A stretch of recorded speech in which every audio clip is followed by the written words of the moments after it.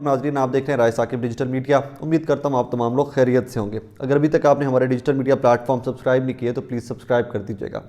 नाजरीन, आज सारा दिन एक खबर टेलीविजन की जीनत बनी रही और ख़बर कुछ इस किस्म की थी कि इमरान खान साहब को पेश किया गया उस खबर के ज़रिए कि जैसे इमरान खान साहब तो वेट कर रहे हैं हाफिज़ साहब का कि कब आर्मी चीफ मुझे टेलीफोन करें, और इमरान खान साहब टेलीफोन के पास ही सारा दिन बैठे रहते हैं कि मुझे बात करनी है हाफिज़ साहब से, और हाफिज़ साहब मुझे फ़ोन नहीं कर रहे। बस एक दफ़ा वो मुझे फ़ोन करें तो मैं तो 24 घंटे फ़ोन के पास बैठा रहूँ। कुछ टेलीविज़न चैनल्स और कुछ सहाफ़ियों ने आज ये इम्प्रेशन बनाने की कोशिश की और इसी तरह इस खबर को बेचा भी गया। असल वाक़या क्या है या हकीकत क्या है, थोड़ी सी वो मैं आपके सामने रख दूँ।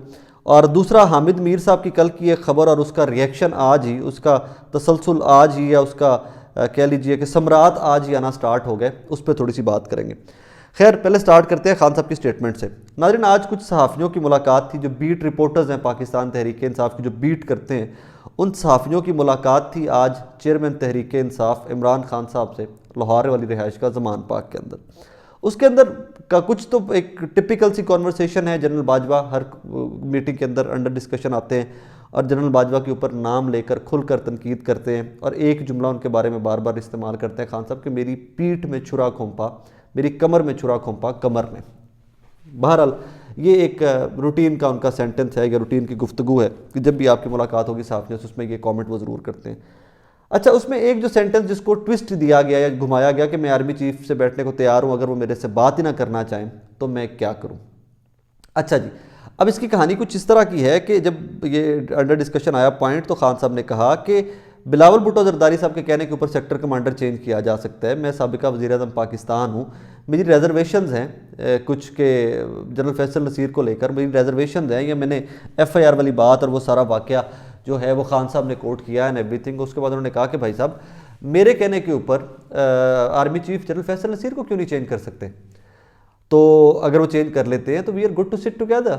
हम कोई फ़ौज के ख़िलाफ़ लोग नहीं हैं। और इस चीज़ की तरह थोड़ी सी वजाहत, पहले मुझे भी कन्फ्यूजन थी, मैं आपसे मैं गलत बात करूँ, फिर मैंने एक दो दोस्तों से बात की जो आज मिलकर आए हैं, तो उन्होंने इसको क्लैरिफाई किया सिचुएशन को। तो उसके ऊपर खान साहब ने कहा कि मैं कि फ़ौज के ख़िलाफ़ मुखालिफ आदमी कभी नहीं हूँ। और ये बात हकीकत भी है कि मेरी भी 2-3 मुलाकातें खान साहब से हुई हैं पिछले 1.5 महीने के अंदर, और उनमें अंदर हर मुलाकात के अंदर उन्होंने एक ही चीज़ की कि मैं फ़ौज के मुखालिफ नहीं हूँ, हाँ जनरल बाजवा के मुखालिफ ज़रूर हूँ। और वो तो यहाँ तक क्लियर कट कहते हैं कि फ़ौज को कोर्ट मार्शल करना चाहिए, जनरल बाजवा का ट्रायल होना चाहिए बाकायदा। वो इस हद तक जनरल बाजवा के बारे में खुलकर बात करते हैं। तो उन्होंने कहा कि यार मैं सिर्फ ये चाहता हूँ कि जनरल फैसल नसीर को रिमूव कर दिया जाए या ट्रांसफ़र कर दिया जाए की पोस्ट से, और उसके बाद बैठकर हम we can talk to establishment. और इस्टेब्लिशमेंट हमारी है, फ़ौज हमारी है, मिलिट्री इस्टेब्लिशमेंट की बात कर रहा हूँ, फ़ौज हमारी है, फ़ौज के मुखालिफ मैं थोड़ी हूँ। लेकिन उसको लोगों ने ये रंग दे दिया कि जी इमरान खान साहब तो वेट कर, कहते हैं मैं तो बात करना चाहता हूँ हाफिज़ साहब से, चीफ आर्मी स्टाफ से, लेकिन वही हमसे बात ना करना चाहें, मेरे से बात ना करना चाहें तो क्यों।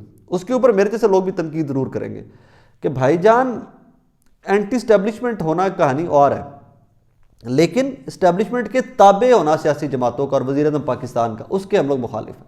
आप लोग हमारे वोटर्स की बेइज्जती करते हो, वोटर की तौहीन करते हो कि अगर आप लोग कहते हो कि जी हम ताबे हैं इस्टेब्लिशमेंट के और वज़ीर-ए-आज़म ताबे है, जो आर्मी चीफ कहेगा या DGI कहेगा, कैसे सर करके सल्यूट मारेगा वज़ीर-ए-आज़म, we are against that.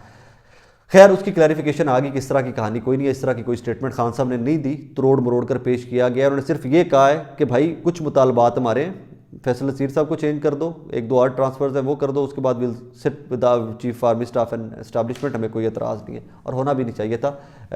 Wise या सेन या मेच्योर पॉलिटिक्स यही है। अब आगे चलिए, इससे आगे हामिद मीर साहब ने कल आमिर मतीन साहब के शो के अंदर एक इंकशाफ किया कि जी वो 3 जजेस जिन्होंने इलेक्शन का डिसीजन दिया है, उन जजेस का ज़रा टफ सर्कमस्टांसेस आ रहे हैं, और उन्होंने एक वो ढके छुपे अल्फाज में धमकी किसी की थी तो वो उन्होंने आगे कन्वे कर दी। मेरे नज़दीक तो वो धमकी थी, वो जो जुमला है मैं आपको बताता हूँ कि जी मैं तो बस उनके हक़ में, हम सबको दुआ करनी चाहिए उन 3 जजेस के हक़ में।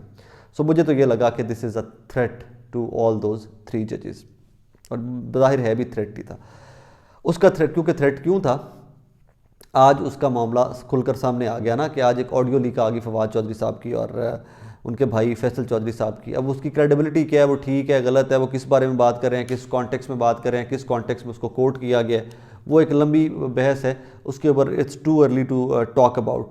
क्योंकि इसमें नून लीग हमेशा से कहते हैं ना फोरेंसिक होगा, ये होगा वो होगा, तो फोरेंसिक करवा लीजिए, FI रिपोर्ट दे देगी तो हम भी कह देंगे कि जी ये ठीक है, कहानी बात हो रही है।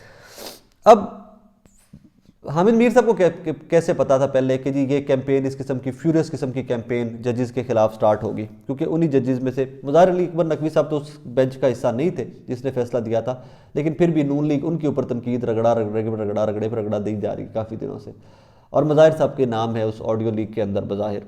तो कह लीजिए कि यह तसलसल वही है हामिद मीर साहब ने जिस बात की निशानदही की थी। तो इससे एक चीज़ तो साबित हो जाती है ना, जो कि मैं बड़ी देर का कह रहा हूँ, हामिद मीर साहब बड़े सीनियर हैं, हमारे तो वालिदैन की जगह पे बहुत सीनियर आदमी, इंडस्ट्री वाइज भी बहुत सीनियर है, प्रोफेशन वाइज भी बहुत सीनियर है, एक्सक्यूज मी। लेकिन लोगों को गलत फहमी रही है हामिद मीर साहब के बारे में सारी ज़िंदगी। हामिद मीर एंटी इस्टेब्लिशमेंट, वारिस मीर का बेटा एंटी इस्टेब्लिशमेंट, हामिद मीर साहब कभी भी एंटी इस्टेब्लिशमेंट नहीं थे। आपको सज्जा दिखा के खब्बा मारा ज़रूर जाता रहा इस मुल्क और इस कौम को, लेकिन मीर साहब हमेशा फ्रंट फुट के सोल्जर ही थे। ख़बर जिस तरह देने के लिए, लिंक कह लीजिए, ख़बर देने का ज़रिया कह लीजिए, या उन्होंने अपने मामलात बड़े घर के साथ हमेशा अच्छे रखे हैं। और ये ख़बर भी जो है ये नून लीग से निकली है या जहाँ कहीं से भी निकली है, जजेस वाली ख़बर, ये बड़ी मीनिंगफुल सी खबर थी। लेकिन इसके ऊपर कुछ लोग जो हैं, कुछ जो सियासी बसीरत रखने वाले लोग हैं, वो ये कहते हैं कि हामिद मीर साहब का काम पैनिक क्रिएट करना होता है, और मीर साहब उसी चक्कर में पैनिक क्रिएट करते रहते हैं। उन्होंने पैनिक ही क्रिएट किया है, इस तरह की खबर की क्रेडिबिलिटी और कुछ नहीं है। लेकिन आज देख लीजिए ना, इसी को रिलेट कर लीजिए कि मरियम बीबी ने आज तंजीम साजी जो कर रही हैं, वो उसी तंजीमी कन्वेंशन के अंदर गुजरावाला के अंदर वो ट्रक छोटा सा पकड़ कर, जो ऑडियो लीक के अंदर किसी ट्रक का जिक्र है फवाद चौधरी और फैसल चौधरी साहब का, उसको लेकर जजेस के ऊपर तनकीद, और फिर वो ट्रेंड चलाए जा रहे हैं ट्विटर के ऊपर। तो मामलात उस तरफ लेके जाए जा रहे हैं कि जहाँ मामलात ख़राब किए जाए। एंड में एक चीज़ जिसके ऊपर मैं बात करना चाहूँगा, हमारी दोस्त है, मैं बड़ी इज़्ज़त करता हूँ, जमात कोई भी हो, साफ़ी का तो हमारा तो सब्जी से ताल्लुक़ होता है।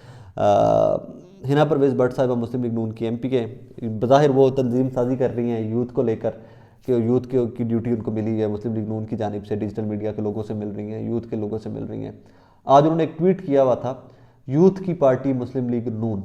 वो ट्वीट देखकर मेरे जहन में तो सिर्फ एक चीज़ आई कि ये यूथिये थे कल तक। ये लफ्ज़ यूथिया इतने गंदे से जहन को रख कर, वो इख्तरा को रख कर निकाला गया था, और मरियम बीबी और ये तमाम लोग ये यूथिया का लफ्ज़ खुद इस्तेमाल करते रहे, इनकी टॉप की लीडरशिप सारी इस्तेमाल करती रही। और आज यूथ, उसी यूथ को अब अगर तहरीक इंसाफ वाले यूथिया कहना स्टार्ट कर दे तो इज़ दैट जस्टिफाइड। और इसी तरह जिस तरह तहरीक इंसाफ के वर्कर्स को इमरानडू का लफ्ज़ इस्तेमाल किया जाता रहा, एक मिरासी बहुत खूबसूरत लफ्ज़ है, एक कम अकल वाले या एक जाहिल आदमी ने जो ये लफ्ज़ ईजाद किया, मैं उसके बारे में क्या जिक्र करूँ, दफ़ा करो अगेट रो। तो एक इमरानडू का जो लफ्ज़ इस्तेमाल किया जाता रहा, तो हम क्या एक्सपेक्ट करें कि यूथ की पार्टी के बनने के बाद अब कल को नवाजांडू भी आ जाएंगे मार्केट के अंदर, तो नून लीग के वर्कर जो हैं ये नवाजांडू होंगे, और इनके लिए आप तमाम सहाफ़ी भी जो हमारे हैं और बाकी जिस तरह यूथिया का लफ्ज़ इस्तेमाल करते आए हैं, तो नवाजांडू का लफ्ज़ भी इस्तेमाल हुआ करेगा। It's just a question. बहरहाल मैं तो हमेशा से कहा करता हूँ कि इज़्ज़त और ड्यू रिस्पेक्ट मुकद्दम रखा जाना चाहिए, हमेशा उसका ख्याल रखा जाना चाहिए। बिकॉज अगर आप नहीं